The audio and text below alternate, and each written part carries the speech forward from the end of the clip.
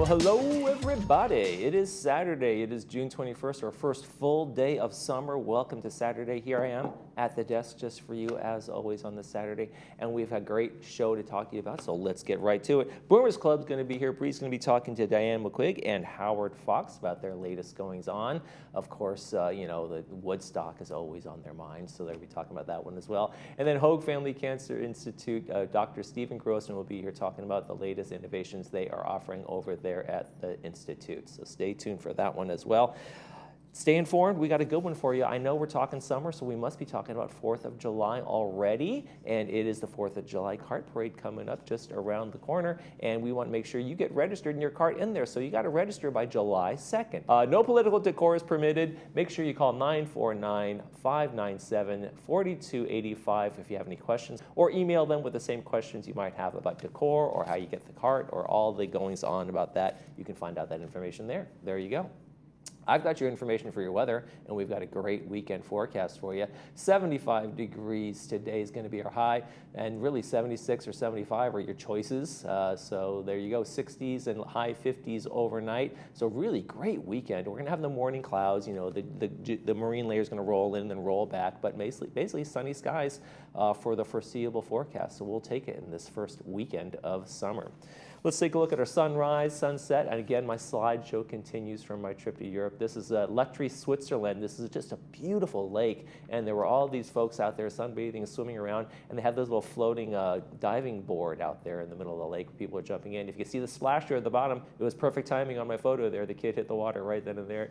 Sunrise this morning was 5:41. Sunset tonight is going to be 8:04. If you'd like to send us a picture, you don't have to go all the way to Switzerland to do it. You can send us sunrise, sunset shots right here from the village, your own vacation pictures as well, pets, places, whatever you have, we love to use them. Email us, lagunawoodsvillagetv@gmail.com. Make sure you include your name, where you took the picture, and we will use it in our sunrise, sunset segment. Okay, when we come back, Bree will be sitting right here in this spot, and she'll be interviewing the folks from the Boomers Club. Stay with us.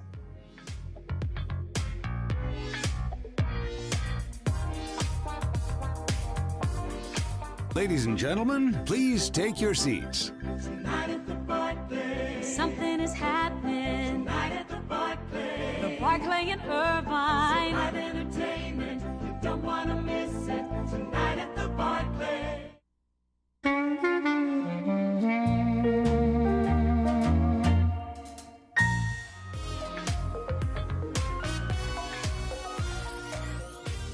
All right, everybody, does this give it away? Woodstock 2025 is approaching in just a few short weeks. Oh my gosh, I've got the president and the vice president of the Boomers Club with me today. Howard Fox. Nice to meet you. Welcome back to the show. Thank you. Diane McQuigg. Hello. Hey, Bree. Good to be back. Thanks for having us. That is Diane, right? Yeah, I'm here. Peace and love. Peace and love. What a fun outfit. It just Thanks. really encompasses the spirit. And I know you guys have been working so hard on putting Woodstock 2025 together. What's it been like? Give me a quick overview before we dive deep into the details. It's a full-time job and then some. It's we think about it morning, noon, and night. We have meeting after meeting. There's just so many aspects that need to be taken care of to pull the Sure. entire event together. Sure, yeah. So, Now tell me, is this a one-day event? Mm-hmm. Okay. yes. One day. One very Long day. fun-filled, packed, wonderful day. Yes. And long, yes. Long, lots of fun. So rest up beforehand. That's Oh, why yeah. Diana wanted to take a vacation before That's the, right. before the concert, right? To rest up. Lucky her. So tell us about, you've got 5 amazing bands. Mm-hmm. Tell us about these bands. How did you find them? Have they been here before? What will they be performing? The very first band is the 1969 tribute band. They have not played for us before, but they're going to do, all their music is all 60s music. The other bands, we have The Trip, very well known. Family Style, again, very well known. Funk Station, who has played at dances and are very well received. And Absolute Band, which is a 10-piece band, horns, Wow. everything. That's our last band of the evening. It's going to be great. What time does the concert start? Or let me back up, because I want to sort of lay out the day for folks. what time should they be arriving to secure, their favorite place Okay, on the so grass? we set up the basic structure of the event the night before. So the tents, the stages, the pop-up tents, those all get set up late afternoon on Friday into the early evening. And then attendees can come and start setting themselves up. We figure about 8 o'clock in the evening on Friday. A Saturday morning, I'll be there for the parking at 6 a.m. and people are arriving at 6 a.m. to stake out their spot. Right. And Because by those are not reserved, is that right, Howard? nothing's reserved except for a few pop-up tents for sponsors and vendors. Sure. Okay. Then, after somebody secures their place on the lawn, I'm assuming it's the lawn. Correct. Can then they go out and mingle and walk around? All day long. And all day long. On the front of Clubhouse 2, you have stages at each end, and the middle area is all for dancing. Fun. And it's going to be packed there the entire time the bands are playing, from noon until 7:30 at night. Wow. That's fantastic. And as a general rule, people start showing up around 10:30 or so in the morning. They have their wristbands in advance, or they buy them at the gate right there. And yeah, that's And do you have food vendors, or are people encouraged to bring their own lunch and own snacks and drinks and both everything? and neither. Exactly. Whatever. Yes, we do have food vendors. We have the 19 restaurant there. We have Cousins Lobster is going to be there. We have tacos. We have Nothing Bundt Cake. We have Polly's Pies. We have Shaved Ice. We have Java on the Go. And we're going to have a whole You're big... going to need a lot of that. That's for me. But we have a isn't whole mine, big I'm not courtyard sure. in the back, the food court. And it's usually very busy there. Yep. So, Diana, are you encouraging attendees to dress in 60s Woodstock attire? It's funny because we had 1,500 people there last year, and I would say probably a good 1,000 out of the 1,500 did dress, in some kind of a tie-dye T-shirt or something. I mean, there were some great outfits. There were some great outfits there. Now, back to Woodstock, and I don't know if any of us, I wasn't there, that's for sure, but did that launch sort of this retro Woodstock look with the tie-dyed, or was that on the scene before and that's just what everybody chose to wear? Do you know the history? Of the actual Because it's just so Woodstock? Yeah. iconic, right? I mean, you walk in and it's like, I immediately know that's Woodstock, right? Or if you went to a Halloween party and you were dressed as such. Yeah, I think in the late 60s, I think tie-dye was just popular. It was. Yeah, so I think it's just, it was just kind of like the era. I don't know about the event itself, but the era was all tie-dye, and I think that's where, Woodstock, kind of the theme came from. And then Woodstock started here, was it 2008? I believe 2008, so this is like our 17th or 18th edition. And did the Boomers Club start the Woodstock Yes, event? it's been our event ever since the beginning. Right. Fantastic. How long have you been president? Off and on for the last couple of years. There's a story behind that, Well, but it we sounds won't like go into you're that. just tired right now. So, what's left to do before the event? What's left to do? Following up with everybody, all the vendors, all the bands, all the various components, make sure that they're going to be there on time to do whatever it is they're supposed to do to make sure the event comes off. Now, when you say vendors, how do you mean food vendors or jewelry? The arts food and vendors are crafts? in the back courtyard. Inside Clubhouse 2, we have merchandise vendors, all sorts of things. Hopefully, Are they local artists? yes. Oh, great. Yeah, so hopefully they're period type pieces Right. that you would typically see back in the original time of Woodstock. Sure. Then we have face painting, Oh, that's and we fun. have maybe a photo booth and whatever else. Well, yeah, The photo booth. We've got our little signs. We've Yep. got to We visit the love photo them. booth. Yeah, you fit right in Yeah. I do. I might need to in about Find 40 some- years. tie-dye. Well, this sounds like an amazing event. So, are people able to sort of come and go? Between 10 As long as they have and their 7:30s? wristbands, it's, Because they might want to take a break, right? They might want to go home and grab a snack or a drink or take a They nap or can. take some time off. as a general rule, they're not going to leave once they get there. That's why they stake out a spot on the grass. They bring chairs with them, tents, whatever. So if they wanted to kick back and relax, they go back to the little area that they've staked out. I see. Wonderful. What a great event. It's a lot of fun. Are people going to know the songs Oh, yeah. Oh, from definitely. these I bands? would hope so. It's from our era when we were growing up, so Sounds like they must have slept through the 60s and 70s if they don't know the Yeah. music. And not all of the music is going to be 60s. I mean, we've instructed the bands, play whatever 60s songs you want, but please mix in other songs Sure. so that, we can do some dancing to maybe some more modern things. Because if we did 60s, think about it, 5 bands. If we did 60s for 5 bands, the last start band, everybody repeating. would be like, okay, we've heard this We're song done. Yeah. 5 times Yeah. already. So Yeah. that's why I said, throw in some 60s songs, but play what you normally play Sounds because great. that's what people will look for. Do you need any volunteers for the event? Do we need volunteers? 1 or 2 might be good. Right now, we got a list of perhaps 50 people who are volunteering to help out. The more volunteer, the less each one of them has to do, and the more they can enjoy the event. Sure. The fewer the volunteers, it becomes a job, spending the day working. So we've been out beating the bushes to build up that list. We have a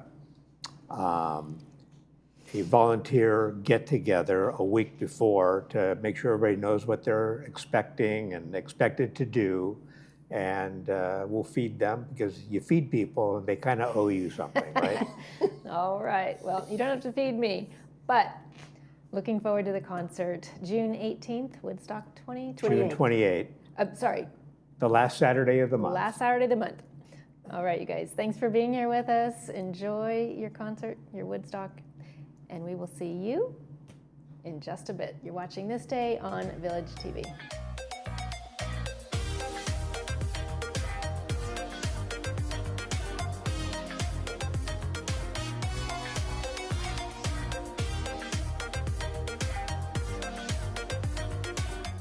For over 20 years, Orange County has taken its unwanted gold, jewelry, timepieces, sterling silver, and coins to the Jewelry Box estate buyers and always received top dollar. Come see why for over 2 decades, Orange County has relied on the Jewelry Box estate buyers.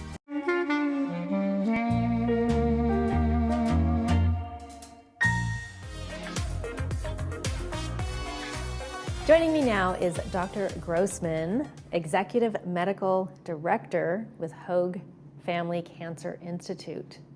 I'm so excited. This is such an important discussion that we're going to have, and everybody, nobody wants it, but unfortunately people get it. So we're here to discuss Hoag's comprehensive cancer care. Dr. Grossman, welcome to the show. Thanks, Bree. Really glad to be here. Pleasure to have you. Again, Wonderful. it's kind of a tough topic, but I think that you can help take some of the mystique and mysteric out of it and tell us Sure. exactly what's going on over there at Hoag. Love to. Let's talk about you for a second. Give us a little bit about your background and your history. Okay. I've been in California for all of 5 years, but previous to that, I grew up on the East Coast in Long Island, New York area. Went to college at Princeton University, and medical school at University of Chicago, and did the rest of my medical training, including my cancer training, in Boston at Dana-Farber Cancer Institute. And then after having a few faculty positions on the East Coast, I came out to USC about 5 years ago to the Norris Cancer Center, where I was physician-in-chief until about 2 months ago. And then I found my way here to the Hoag Family Cancer Institute right in the middle of April. And I couldn't be more excited about being here. Wow. Well, Yeah. that's a fun transition. It's- who doesn't love Orange County, right? I love Orange County. I've really been enjoying just the past 2 months of living here and getting to know the community and the beautiful nature around that's around everywhere. So it's all great. Fantastic. And what's really great is what we're doing at the Cancer Institute, so I'd love to talk about it. Yes, we will. We will. What made you sort of zero in on cancer? Gosh. I'm also a cancer researcher, a cancer scientist. I try to find new cures or new treatments for cancer, and that all started a long time ago when I got a PhD in what was called molecular genetics. But back then, my research was in understanding how the HPV, the human papillomavirus, causes cervical cancer. And after that, I was hooked. And so I've been doing cancer research and taking care of cancer patients ever since. Wow. Well, we're certainly lucky to have your brain exploring. So what would you like the audience to know about the Hoag Family Cancer Institute? Well, the Hoag Family Cancer Institute is where you can come and at least have the assurance you're going to get the best care that you can get anywhere. And not only that, we're going to wrap our arms around you and provide that holistic and truly compassionate care that only a health system like Hoag, which is really based in the community, can provide. But at the same time, we're providing cutting-edge treatments, clinical trials, over 100 or about 100 clinical trials, not unlike you would see at some of the larger cancer centers in the Southern California area. Advanced surgical techniques, we're a center of excellence for robotic surgery. That's the sort of a minimally invasive types of surgery. And we also offer multidisciplinary care.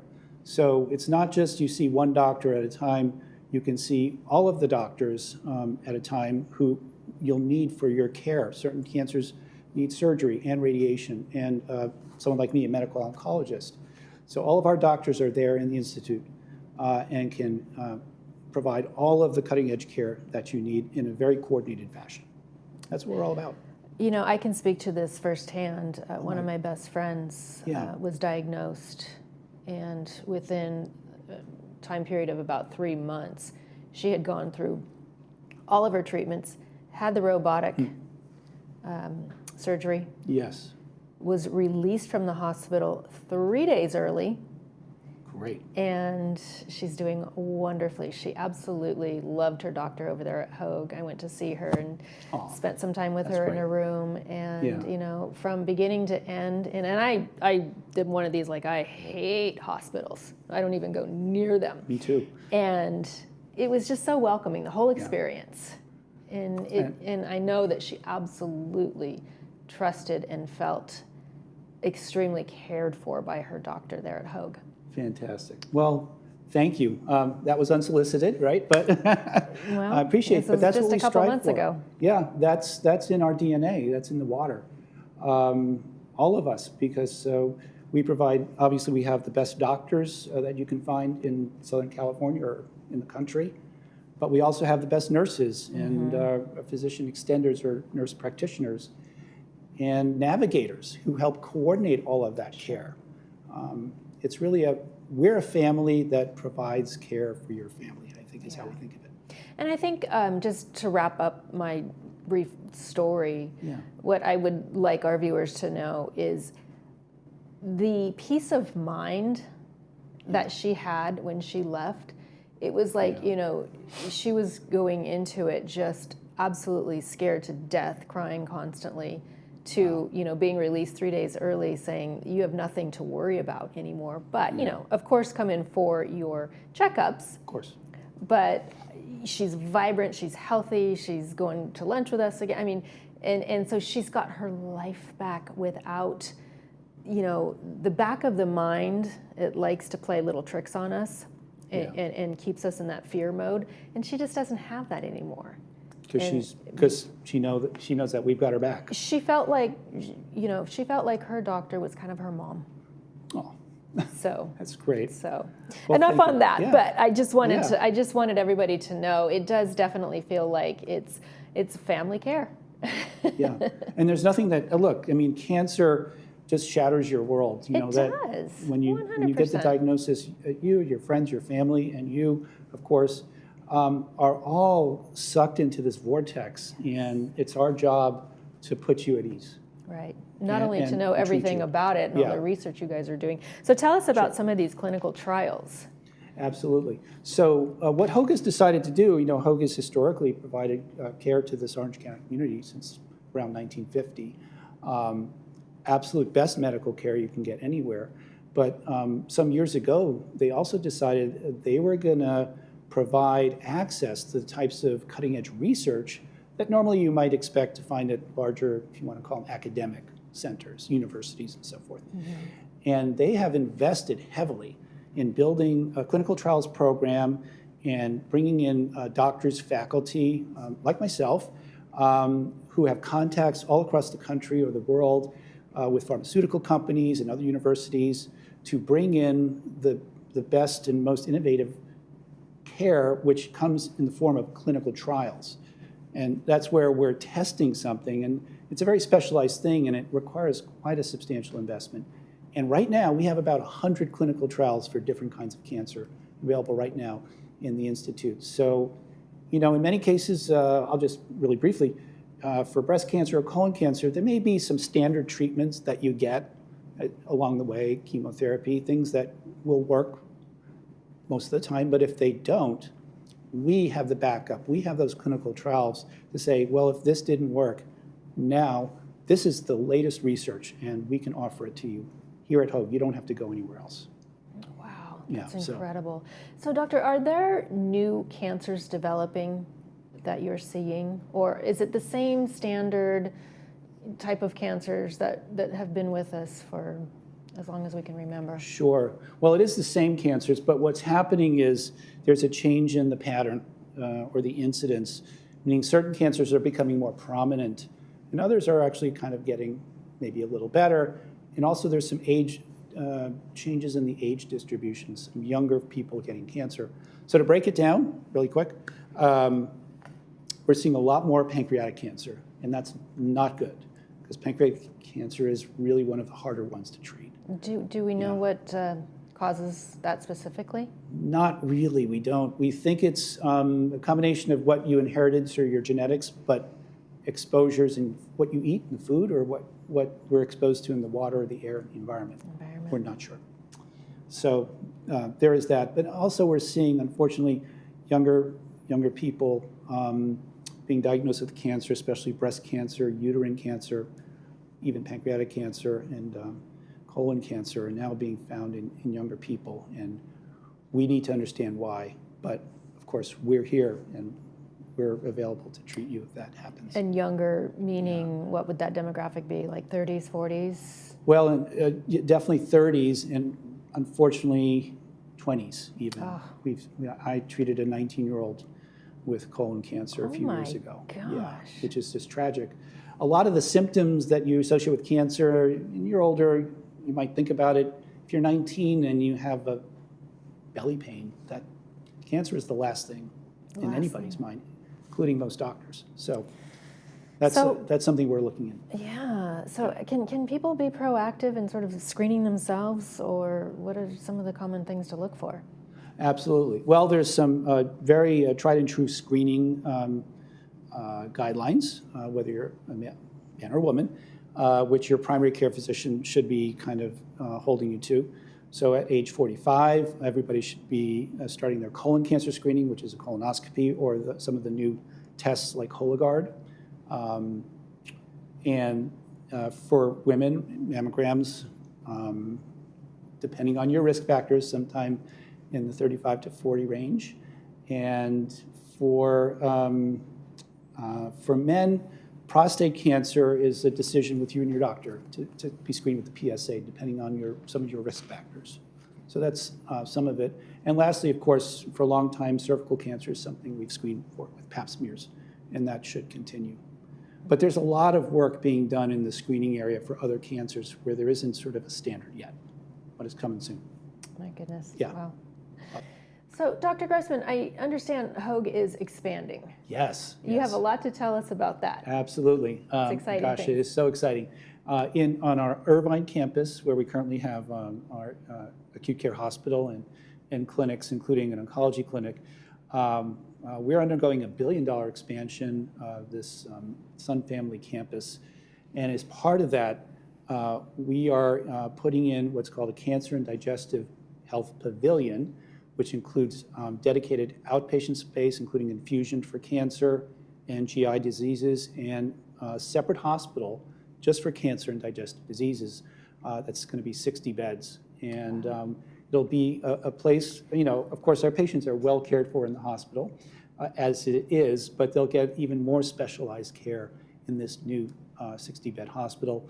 And it'll also provide space for us to expand some of our offerings in things like what are called cell therapy, which is some of the most advanced cancer therapies that are out there. Take cells out of the patient's blood, engineer it to kill the cancer, and put it back in the patient's blood. Really? And you need specialized spaces, both outpatient and inpatient, to do it. So that's going to be part of our newer offerings there, which we're already doing on a smaller scale, but we're going to really have some major offerings there. And lastly, there'll be a 24/7 urgent care for cancer right there in the pavilion. So instead Has of that been done before? very rarely across the country. There's a few examples, but it'll be the first certainly in Southern California, at least in Orange County, for sure. And our patients who now might have to go to the emergency room, which is okay, but they can again come to the 24/7 urgent care to get specialized attention where the doctors and nurses are specifically focused on the needs of cancer patients. So it's going to be a real win for really being able to deliver better cancer care. That for all sounds our wonderful. patients. Do you have an opening date in mind or Right on now, it's schedule? looking sort of summer to fall 2026, so later in the year, So next just year. over About a year. a little over a year from now. We're really excited about it. Congratulations, that's Thank so you. exciting. Thank you. A lot of stuff. Well, we're certainly grateful for Yeah. doctors like you and all the research that you've done and what you can contribute to the community with the vast array of knowledge that you've gained over the years. Well, thank you. We're glad you're in Orange County. I am so glad to be here. I couldn't be more excited. And thank you for the opportunity to talk Yes. to everybody. Thank you for coming, Dr. Grossman. Absolutely. Appreciate it. You're watching This Day on Village TV. We'll be back after these messages.